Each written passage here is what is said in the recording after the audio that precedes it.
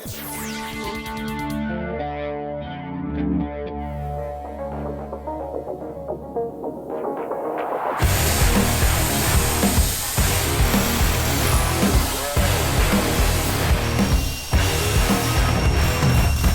better to drive across America off-road? Is it a big truck or is it a small truck? Well, this summer, we're gonna find out. But before we do that, we have to actually build the trucks. We're gonna start with the Jeep Gladiator, the small truck, and build it up. And then move on to the big boy, the Ford F-250, and then take them on this journey in the series we're calling No Pavement Needed.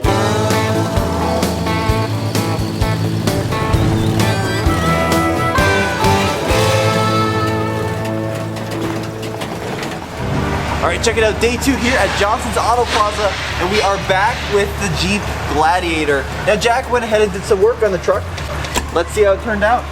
Our service tech Jack went ahead and started the install on a set of auxiliary switches which will power the lights on our Jeep Gladiator. Well, first look, it looks pretty much the same, but if you look closer, auxiliary wiring there, but the scariest part's on the inside. Yikes, look at this. The whole center console is completely torn apart. This is a really big job, clearly. A little scary looking. All right, what a job. So tell me about what you're doing here, Jackson. This is crazy. So we ran the wire down to the PDC, the body control module down here, and then up over here, and that's this wire here. And then now it's time to take out our factory cubby hole and put the new auxiliary switch in here. Wow.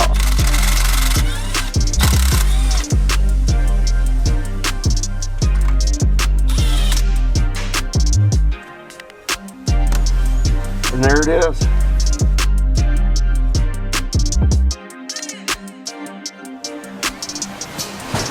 So this right here is what's gonna make all that work worth it. These are our off-road lights, and we actually have 2 different types. So these guys right here are for the A-pillar. These mount near the windshield, 4 little LED dots in there, and these are gonna be super bright, but these bad boys are gonna be the big, bright monsters that are gonna light up what we're gonna drive over. These mount on the bumper, and they're all gonna wire into those auxiliary switch panels. Plus take a look at this, they even include front light covers. So the cool thing about this auxiliary switch system is you don't have to cut any holes, but we're still gonna have to run some wires. So what's this gonna look like? Well, we can run wires down through here, and we'll bring them up under. If you take a look at this, you can't really see anything except for these 4 wires coming out here. Wow. And each one of these is a power takeoff. And then the auxiliary number, that corresponds with the button on the dash. Yes, sir. Cool. Way cool.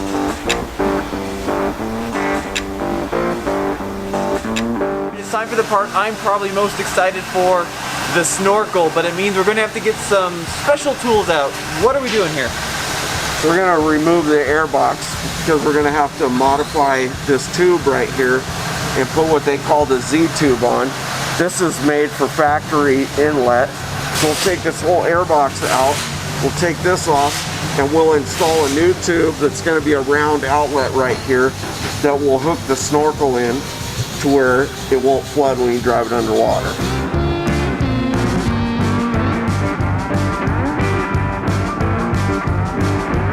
Alright, so here is the Mopar kit. A couple of components in here, and this is the part you're most excited for. Aha!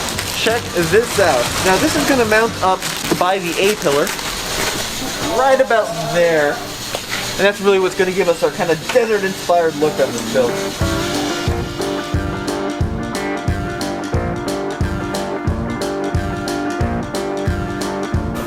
Now for the fun part, or maybe the scary part, how are we going to cut this truck up?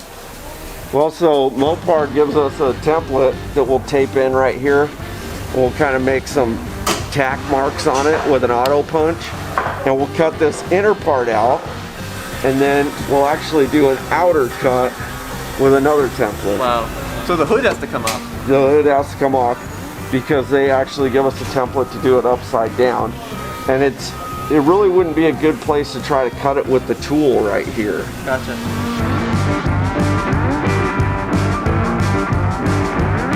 thought pulling the hood off this Jeep would be easy, but clearly it's taking quite a lot of muscle.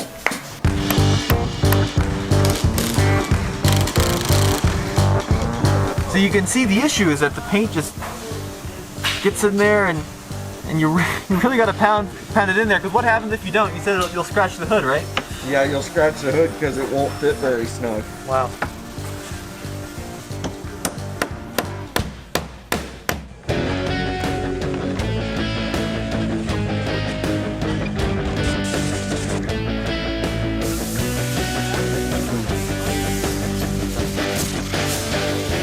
Oh, here you go. So this is the template then.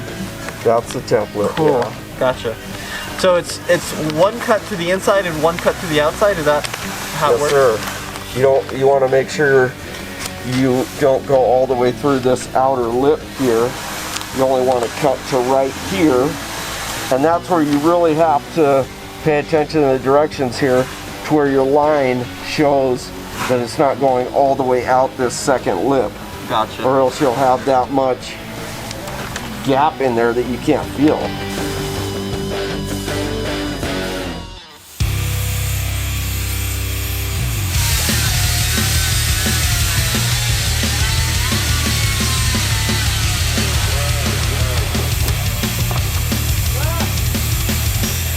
We're gonna go ahead and cut through the paint and the nice Rubicon sign that everybody likes on these.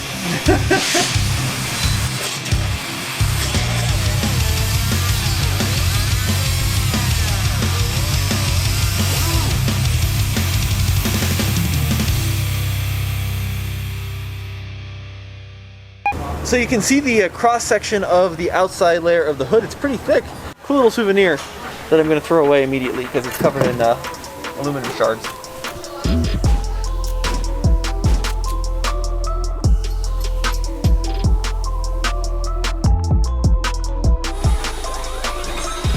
The inside of the hood looks great, but there's one more component on the outside. Yeah, so what we do is they kind of use this to clean up the inside look, and then this is the outside trim.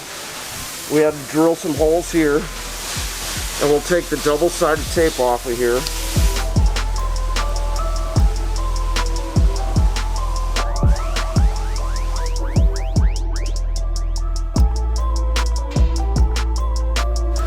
Jack did a great job here. You can see that the inlet is right where the hole is in the hood. If I did this, it would be like on the quarter panel or something. So this is why you take it to Johnson. Jack, what's the next step here? So we're gonna take these bolts out and put the bracket right here for the intake tube to go up and bolt to right here. So I'll get these out and we'll set that up.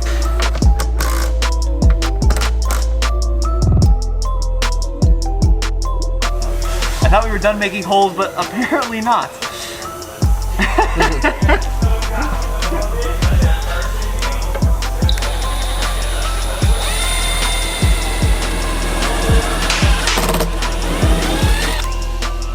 This is kind of a unique look on how the Snorkel actually secures to the vehicle. So here is the inlet. We also have a bracket down here. And then the second piece attaches at the A-pillar and then the two holes on the windshield frame here. So this thing is definitely not going anywhere. Okay. Please fit. Hey, look at that! What a pro, dude. That is awesome. Dude, look, they even give you just a little channel for the antenna to come out. Man, what a transformation. In terms of actually making your vehicle look completely different, the Snorkel and the bumper are certainly probably two of the biggest things you can do.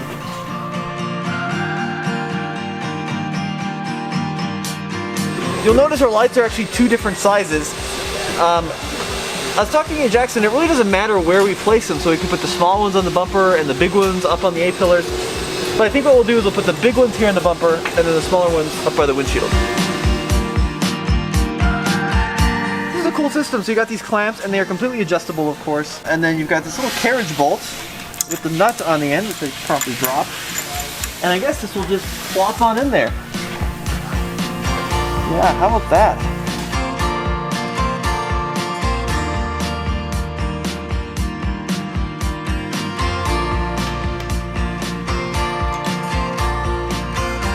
Alright, Dad, here we go. All right, let's see this thing, Tommy. It has no tires or wheels.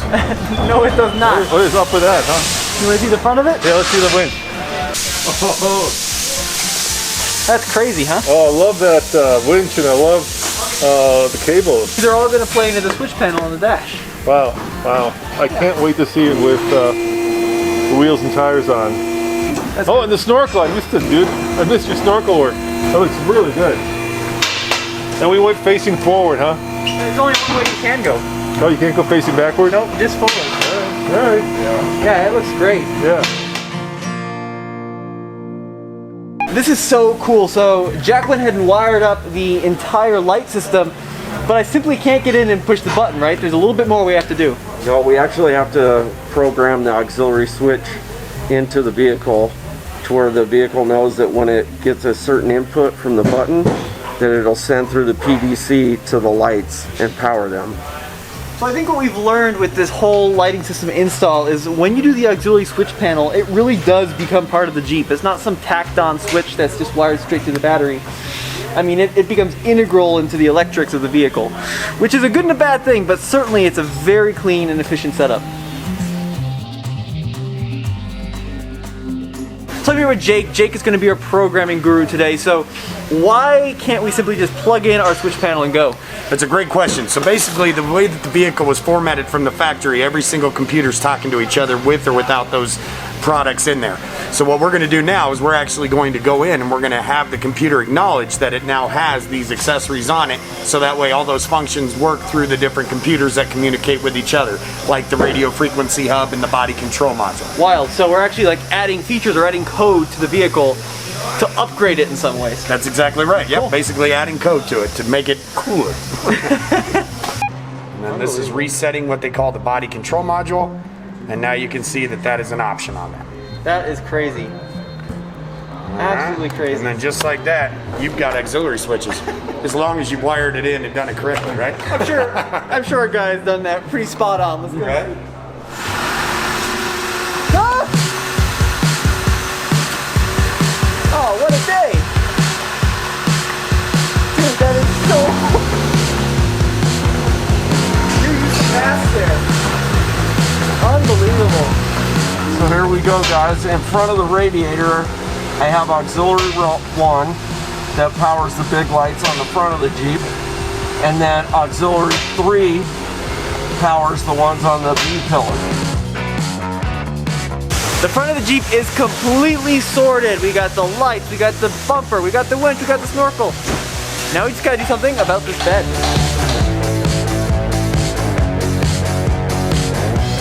This is called the decked system. This is a bed storage system which will allow us to safely and securely store odds and ends and tools and whatever in the back of the Gladiator. Also sold through Mopar. This one might be an interesting install. So after scanning through the instructions, we can actually skip the first step because we have a bed liner. We don't have to put down protective tape. But the system has a bunch of shims. It's got a bunch of cubbies that we put in. And it actually all bolts in down here through the tie down points.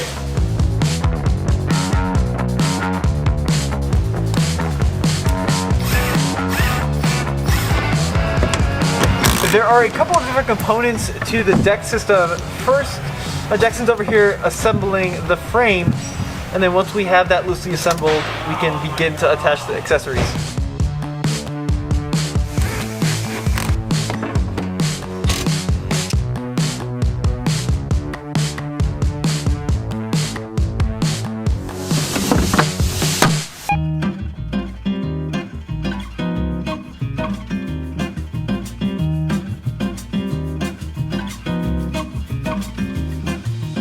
The deck system is fully installed.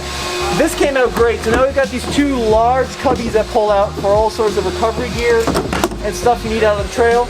And then they lock in place. And you've got a bottle opener and a ruler as well. And when you lock the truck, it locks the tailgate and the whole thing is secure.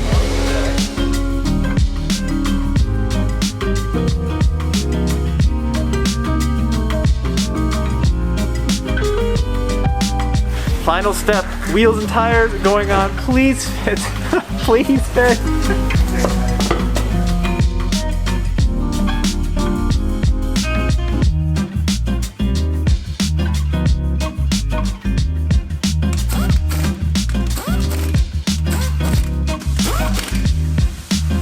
Guys, this came out incredible. Dude, what do you think?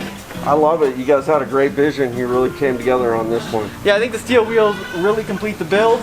We're not quite done though, because you're gonna have to take it for a little spin and figure out how it drives and what we have to do to the alignment, right? Yes, sir. All right, let's do it.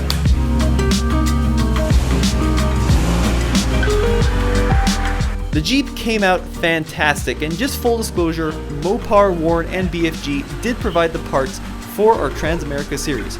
Johnson's Auto Plaza provided the labor, and they did a great job. The part total came to $10,400 before the steel wheels, which aren't currently listed on the Mopar website. Yes, you can install these parts yourself at home or pay a third-party shop to do it for you. But bringing your Jeep to a place like Johnson's Auto Plaza brings a great peace of mind to the build, because Mopar did the components, which means it's all part of the Jeep family, and the dealership did the install. Please be sure to stay tuned for the next episode of No Pavement Needed, where Andre starts the build on the F-250.